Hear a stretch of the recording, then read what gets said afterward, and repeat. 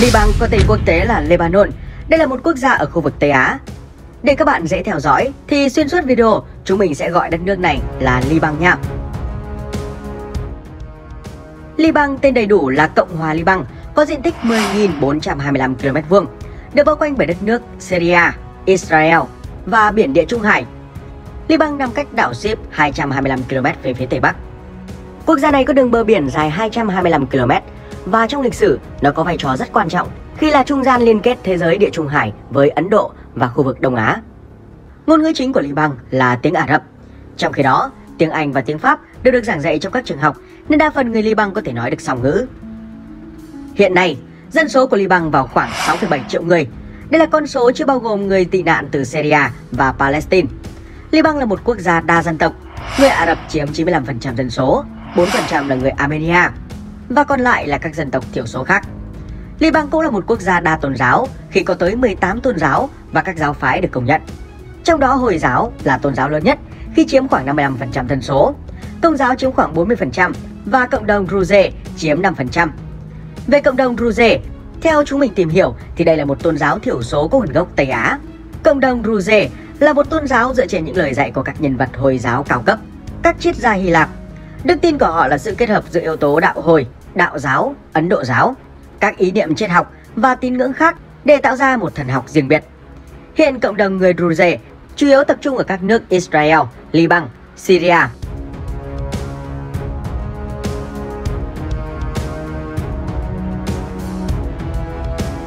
Cộng hòa Liban có điều kiện tự nhiên rất đặc biệt. Nhìn trên bản đồ địa hình, chúng ta có thể chia đất nước này thành 4 vùng địa lý. Đầu tiên là khu vực đồng bằng ven biển. Khu vực này khá hẹp, trải dài dọc theo bờ biển phía đông Địa Trung Hải. Chỗ rộng nhất là 6,5 km, nằm gần phía bắc Tripoli, còn chỗ hẹp nhất chỉ khoảng 1,5 km tại phía nam Gizeh. Khu vực đồng bằng là nơi sản xuất được các loại trái cây và rau quả. Đây cũng là nơi tập trung phần lớn dân cư của Liban. Tiếp nối đồng bằng là khu vực đồi núi, trong đó dãy núi Lebanon dài 170 km. Đây là dãy núi lớn nhất ở Liban. Dãy núi Lebanon rộng từ 10 đến 60 km, chạy song song với đường bờ biển Địa Trung Hải, độ cao từ 2.000 đến 2.500 m so với mực nước biển. Trong đó đỉnh Qunat As-Sawada cao 3.088 m. Đây là điểm cao nhất trên lãnh thổ Liban. Dãy núi này cũng là nơi tọa lạc của Cedars Abgod, hay còn gọi là khu rừng tuyết tùng của Chúa. Khu vực này là dấu tích cuối cùng của những khu rừng tuyết tùng rộng lớn từng phát triển mạnh ở khu vực dãy núi Lebanon. Tương truyền rằng Chính Chúa đã trồng những cây tuyết tùng này. Có thể bạn chưa biết, tuyết tùng được nhắc đến nhiều lần trong Kinh Thánh và các văn bản cổ đại. Hiện khu rừng có diện tích 10,2 hecta, hiện đang được bảo vệ rất nghiêm ngặt. Năm 1998, Cedars Abgod đã được thêm vào danh sách di sản thiên nhiên thế giới của UNESCO. Nói sơ một chút về cây tuyết tùng, có thể nói tuyết tùng Lebanon là một trong những loài cây tuyệt diệu nhất thế giới. Trước kia chúng mọc che phủ toàn bộ dãy Lebanon và hiện nay chúng là biểu tượng quốc gia, niềm tự hào của người dân và thậm chí còn xuất hiện trên quốc kỳ của Cộng hòa Liban. Tuyết tùng Lebanon có thân lớn, tán lá dày, xòe rộng. Cây có vỏ màu xám đậm nhưng gỗ lại sáng tuyệt đẹp, cứng và bền, nhựa của chúng rất thơm. Loài thực vật này nổi tiếng trong lịch sử với vai trò như một trong những vật liệu xây dựng giá trị nhất thế giới thời cổ đại, tạo ra tên tuổi và hào quang cho vùng núi Lebanon. Người Phoenicia dùng chúng để đóng thuyền để đi lại qua Địa Trung Hải và đã trở thành một trong những quốc gia giao thương đường thủy đầu tiên trên thế giới. Chúng cũng được dùng bởi người Assyria, Babylon, Hy Lạp, La Mã, Ai Cập và Ba Tư để dựng nhà, đền đài và ướp xác. Tuy nhiên do khai thác quá mức nên loài cây này đã đứng trước nguy cơ tuyệt chủng. Hiện nay khoảng 20% diện tích Liban là rừng và họ đang hy vọng sẽ tăng lên trong thời gian tới. Khu vực địa lý tiếp theo là thung lũng Bekaa. Đây là một thung lũng màu mỡ nằm ở phía đông của dãy Lebanon. Khu vực này có chiều dài 120 km, bề rộng khoảng 16 km. Nó thuộc phần mở rộng của phía đông bắc thung lũng Great Fifth, trải dài khoảng 7.000 km, từ Liban ở châu Á đến Mozambique ở đông Nam Phi. Khu vực thung lũng này nhận được lượng mưa hạn chế, đặc biệt là ở phía bắc, do dãy núi Lebanon chắn các đám mây mang mưa từ biển vào. Trong lịch sử, khu vực này chỉ thích hợp để chăn thả gia súc của người dân du mục. Ngày nay, thung lũng này chiếm khoảng 40% diện tích đất canh tác của Liban. Đây là nơi có những vườn nho và các nhà máy rượu vang nổi tiếng của Liban. Nghề làm rượu vang đã có truyền thống từ 6.000 năm trước. Hiện nay có khoảng gần 20 nhà máy rượu vang ở thung lũng Bekaa, mỗi năm cho ra đời hơn 6 triệu chai rượu. Khu cuối cùng là dãy núi Anti-Lebanon. Dãy núi này trải dài 150 km theo hướng đông nam, tạo nên phần biên giới giữa Syria và Liban. Phần lớn phạm vi của nó nằm ở Syria. Hệ sinh thái của khu vực này khá phong phú với nhiều dạng thực vật như rừng lá rụng, rừng lá kim, quần xã thực vật núi cao và các rừng mơ, anh đào. Nhìn chung, Liban mang đặc điểm của khí hậu địa Trung Hải và có 4 mùa. Mùa hè khô nóng và kéo dài, mùa đông mát mẻ và đây cũng là mùa mưa của đất nước. Mùa thu ôn hòa là mùa chuyển tiếp nên nhiệt độ thấp và ít mưa. Mùa xuân thường xảy ra các cơn mưa cục bộ làm cho thảm thực vật hồi sinh. Sự biến đổi địa hình tạo ra những thay đổi về khí hậu giữa các vùng. Dọc theo bờ biển thì ấm áp, hơi ẩm ướt, còn ở khu vực núi cao, nhiệt độ thường xuống thấp. Trên các đỉnh núi thường có tuyết bao phủ quanh năm. Vào mùa hè, thời tiết khá nóng, dường như không có mưa. Nhiệt độ cao nhất vào tháng 7 dao động từ 28 đến 30 độ C, còn nhiệt độ thấp nhất vào tháng 1 ở khoảng 2 độ C. Lượng mưa trung bình hàng năm từ 750 đến 1000 mm. Ở khu vực thung lũng thì lượng mưa ít hơn, từ 380 đến 640 mm. Sông ngòi ở Liban đa phần ngắn, dốc và đều bắt nguồn từ khu vực dãy núi Lebanon. Trong đó sông Litani với chiều dài hơn 140 km. Đây cũng là con sông dài nhất ở Liban. Sông Litani chảy theo hướng Tây Nam qua thung lũng Bekaa rồi đổ ra địa Trung Hải. Con sông này là nguồn cung cấp nước sinh hoạt tưới tiêu cả miền Nam và trên lãnh thổ Liban. Các dự án thủy điện trên sông Litani đã được chính phủ phát triển từ lâu, song phần nhiều bị hư hại do các cuộc không kích từ Israel trong các cuộc giao tranh với nước này và các phiến quân của Palestine.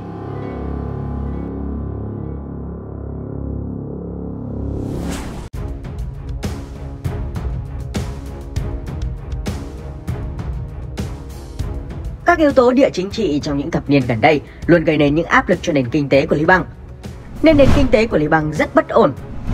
Trước đây, nền kinh tế của Liban là một trung tâm giao thương của khu vực khi kết nối thế giới Ả Rập với châu Âu và châu Phi. Rồi cuộc nội chiến nổ ra, kéo dài từ năm 1975 đến năm 1990 đã gây ra những hậu quả lâu dài cho nền kinh tế của Liban. Sau cuộc nội chiến, Liban bắt tay vào chương trình tái thiết đầy tham vọng, đòi hỏi cải tạo sâu rộng hạ tầng đất nước và bước đầu nhận được những tín hiệu khả quan. Chất lượng đời sống người dân được nâng lên, thu nhập tăng, có nhiều nguồn đầu tư nước ngoài. Tuy nhiên, mọi thứ đã chuyển trạng thái chóng vánh. Vào năm 2011, cuộc chiến ở Syria nổ ra đã làm thay đổi toàn bộ Liban và khiến nền kinh tế quốc gia này rơi vào khủng hoảng. Người dân tị nạn ồ ạt sang Liban đã gây ra cuộc khủng hoảng nhân đạo vô cùng lớn. GDP năm 2021 của Liban là 330,15 tỷ bảng Liban, tức khoảng 21,8 tỷ USD. GDP bình quân đầu người là 3.253 USD, tức khoảng 49.264 bảng Liban. Đời sống người dân rất khó khăn, đặc biệt là những người tị nạn. Cho đến nay, những vấn đề trên thế giới như Covid-19, xung đột Nga-Ukraine, chiến tranh thương mại Mỹ-Trung đã làm cho đất nước này vẫn chưa thể thoát khỏi khủng hoảng. Lạm phát leo thang, đồng nội tệ mất giá, sự sụp đổ tài chính cũng như thiệt hại lớn đối với hệ thống ngân hàng, ước tính của chính phủ vào khoảng 69 tỷ USD và hiện nay Liban đã tuyên bố phá sản.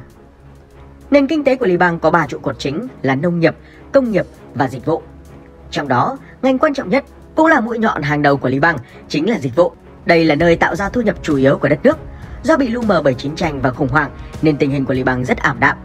Tuy nhiên, ít ai biết rằng bên cạnh một quốc gia khủng hoảng triền miên thì đâu đó vẫn có những nét đẹp mà hiếm hoi nơi nào có được.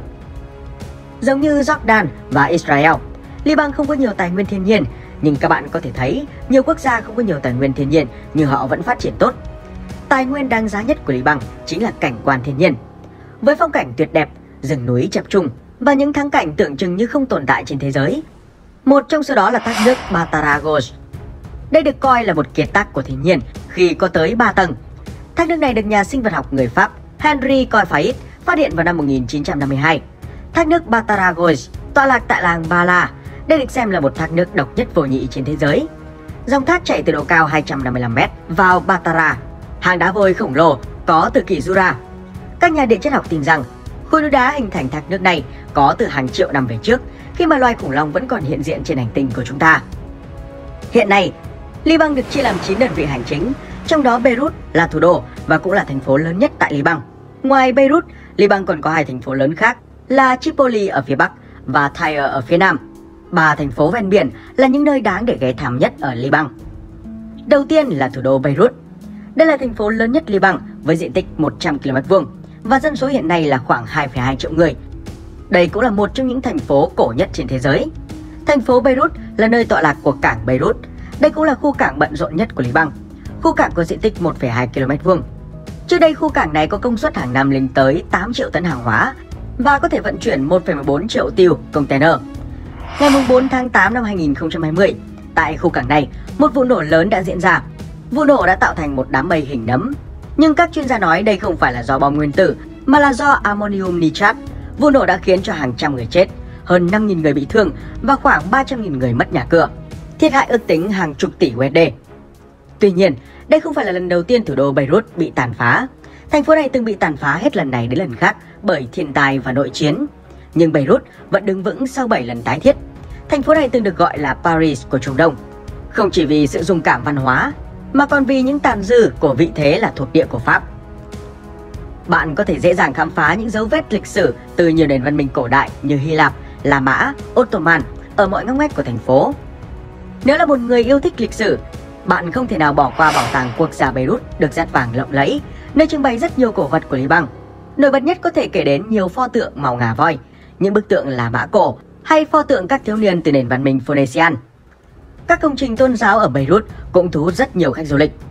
Nhà thờ Hồi giáo Al-Oami được xây dựng vào thế kỷ thứ 12 và nhà thờ Hồi giáo Muhammad Al-Amin được xây dựng vào năm 2008, có mái vòm màu xanh nổi tiếng là những công trình tiêu biểu cho Hồi giáo ở thủ đô Beirut. Sự đa dạng tín ngưỡng ở Beirut còn thể hiện ở việc nhà thờ chính thống Hy Lạp Saint George được xây dựng vào thời Byzantine lại nằm ở kế bên nhà thờ Hồi giáo hiện đại. Từ con đường đi bộ Corniche nổi tiếng, chúng ta có thể phóng tầm mắt ra thẳng biển Địa Trung Hải rộng lớn. Và không nơi nào mà sự đa dạng văn hóa ở Beirut lại hiện rõ như ở đây, với các phụ nữ Hồi giáo trong bộ hijab hòa lẫn với những thiếu niên Beirut ăn mặc theo phong cách phương Tây đang dạo bộ cùng các du khách từ khắp nơi trên thế giới. Bạn cũng có thể ngắm nhìn hoàng hôn buông xuống ở đằng sau hai tảng đá Pigeon Rock hay chọn một chỗ ngồi đắc địa từ các nhà hàng sát bờ biển. Rời Beirut, bạn có thể đến với thành phố Tripoli, nằm cách thủ đô khoảng 70 km về phía bắc và chỉ mất khoảng 2 giờ đi xe. Đây là thành phố đông dân thứ hai của Liban. Nếu bạn quan sát trên bản đồ vệ tinh, bạn sẽ thấy Tripoli được quy hoạch rất đồng bộ và quy củ. Hiện nay, Liban đang có mục tiêu hồi sinh lại thành phố văn hóa nghệ thuật Tripoli. Đối với Liban, lịch sử nghệ thuật của thành phố được coi là những di tích còn sót lại của quá khứ đã bị lu mờ bởi sự nghèo đói, nạn tham nhũng và làn sóng di cư. Hay nói cách khác, một nơi khó có thể phục hưng văn hóa. Nhưng Tripoli đã từng có một truyền thống điện ảnh đặc biệt lâu đời. Từng có tới 35 rạp chiếu phim khắp thành phố, bao gồm cả rạp chiếu phim đầu tiên của Liban. Rạp chiếu phim Empire là rạp chiếu phim cuối cùng trong số 5 rạp chiếu phim lịch sử vẫn còn tồn tại tại quảng trường Antel của Tripoli, bao quanh tháp đồng hồ do vị hoàng đế thứ 34 của đế quốc Ottoman Abdul Hamid II ban tặng vào thế kỷ 20. Ngoài ra, ở ngoài khơi của Tripoli còn có một số hòn đảo nhỏ, trong đó đảo Thỏ là đảo lớn nhất với diện tích 20 ha. Ngày nay, nơi này là một trong những khu bảo tồn các loài chim và thỏ quý hiếm. Khu bảo tồn được UNESCO công nhận vào năm 1992 này. Các hoạt động cắm trại, nhóm lửa hoặc phá phách đều bị cấm. Du khách chỉ có thể nghỉ mát và bơi lội trong khu vực bãi biển. Đảo Thỏ còn là một địa điểm di sản văn hóa. Tại đây người ta đã tìm thấy nhiều dấu vết của con người có niên đại từ thời kỳ thập tự chinh. Rời Tripoli, bạn cũng hãy đến với thành phố Tyros hay Tyre. Thành phố nằm cách thủ đô Beirut khoảng 65 km về phía nam. Đây cũng là thành phố lớn thứ tư của Liban. Thành phố này hiện nằm trong top 15 thành phố cổ nhất thế giới. Nó được thành lập vào năm 2750 trước công nguyên. Thành phố cổ Tyre là dấu tích cho một thời kỳ hoàng kim của đế chế thương mại Phoenicia thời cổ đại. Tên thành phố xuất hiện trong các công trình kỷ niệm từ năm 1300 trước công nguyên. Thành phố Tyre có hai bến tàu, một nằm ở mặt nam và một nằm ở mặt bắc. Chính nhờ hai bến tàu này mà Tyre đã trở thành đầu mối hàng hải quan trọng ở Địa Trung Hải trong quá khứ. Thành phố Tyre đã đóng một vai trò rất quan trọng trong nền thương nghiệp của thế giới cổ đại. Theo sử sách cổ, các lái buôn người Tyre là một trong những người đầu tiên mạo hiểm đi khắp Địa Trung Hải. Họ lập ra thuộc địa trên các dải bờ biển và trên những hòn đảo lân cận trong biển Aegea, ở Hy Lạp, ở Bắc Phi, ở Carthago và ở những nơi khác, ở Sicilia và Kos, ở Tartessos tại Tây Ban Nha và vượt ra khỏi cả những cột đá Hercules tại Gadara, eo biển Gibraltar ngày nay. Vào giai đoạn đỉnh cao, thành phố trên đảo Tyre được phòng thủ rất cẩn mật với tường thành cao.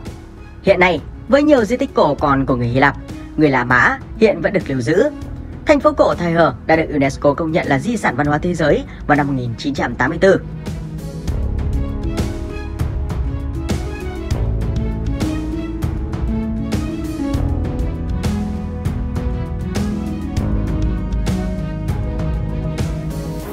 Nếu không có chiến tranh và bạo loạn, Liban có lẽ đã phát triển hơn nữa.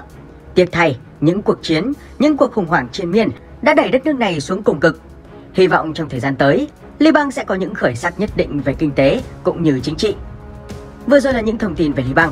Các bạn thấy vùng đất này thế nào? Hãy để lại bình luận cho chúng mình được biết nha. Xin chào và hẹn gặp lại!